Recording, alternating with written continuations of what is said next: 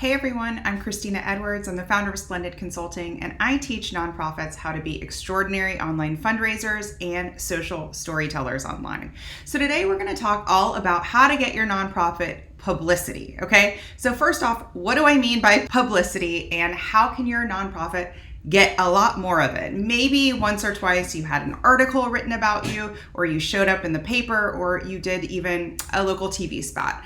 Those are all examples of what I mean by publicity. So I mean anything from articles, online, print. This could be in a newspaper, a magazine, radio interviews, TV interviews, really anyone who is taking the lead to write about your nonprofit. Okay, so they might have reached out to talk to your executive director, or they might have spotlighted a particular program that you are launching, or even an annual gala. We'll see that sometimes, okay? So these are all examples of publicity, media hits, anything you want to call under that umbrella, okay?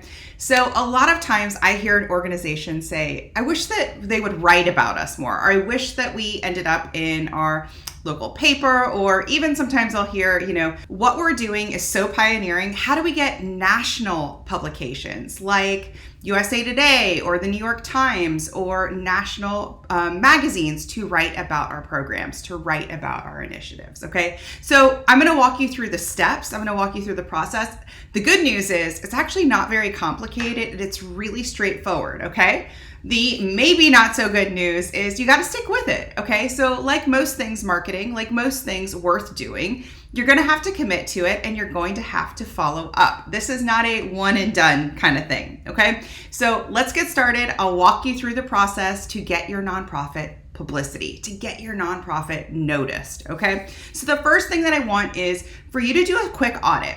Are you really leaning into what I would call your thought leadership or your expert point of view? So whatever that is, let's say you serve people experiencing homelessness, okay? If that's what your nonprofit does, how are you different? What are you doing that's different? And are you telling that narrative well online already? If I go to your website, is it very clear to me through your leadership, through your storytelling, if I go through to your social networks, how you're different, how you're shaking things up, how you're bold, okay? I want to have that experience for sure if I'm a prospective journalist and thinking about writing about your organization, okay? So you need to have a unique point of view.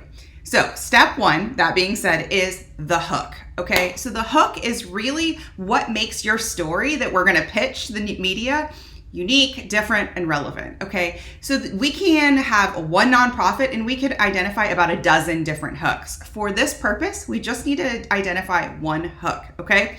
So write down some ideas, do a brainstorm of really what are some stories of impact, or some stories of people who are served, some stories of your own growth that could work really well, a program announcement that is new, unique, different, okay? Bonus points here if you can make it tie in and be relevant and time sensitive, okay? So let's say it is June and you're like, oh my gosh, Christina, we had this amazing December gala. Somebody should write about it. It's gonna be awesome. It was so awesome. We did X, Y, and Z, and that's why it was so cool. Here's the thing. If you're pitching that story idea in June that happened back in December, that is not an aligned match, okay? So we gotta make your pitch and your hook unique, different, and time sensitive, time relevant, okay? So make sure you kind of fact check it there.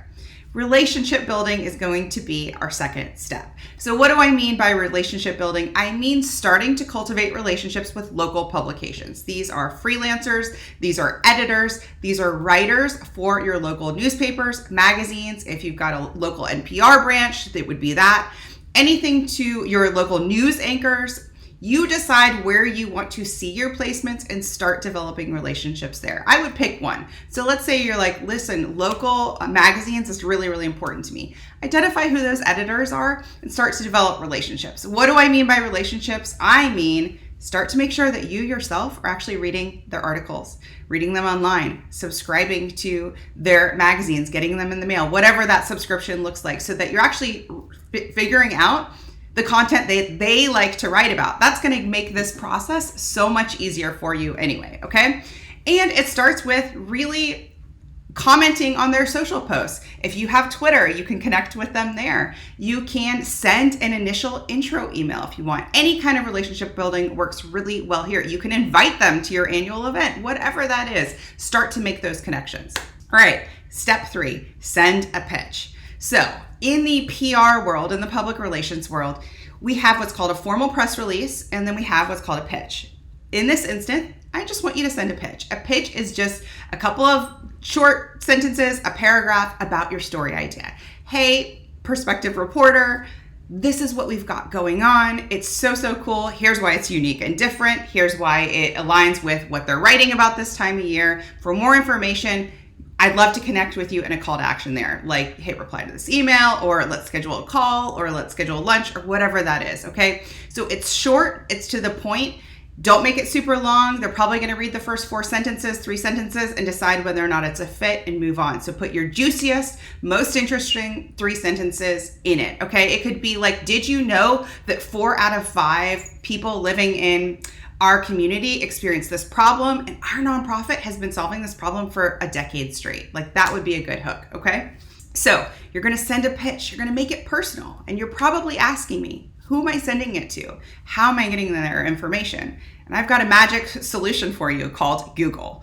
Google is your best friend when you are pitching the media. It is actually what a lot of us use anyway. And, a lot of times editors are coming and going, freelancers are coming in and out, and Google is the perfect solution for getting their information, okay? So you're gonna type in the name of that ITL publication. You're gonna scroll through their editors. You're gonna see who's writing, who are the current writers writing that beat. So if we know that we've got a really awesome, let's say, lifestyle story, who's currently writing about the lifestyle stories, or who's currently writing about the events.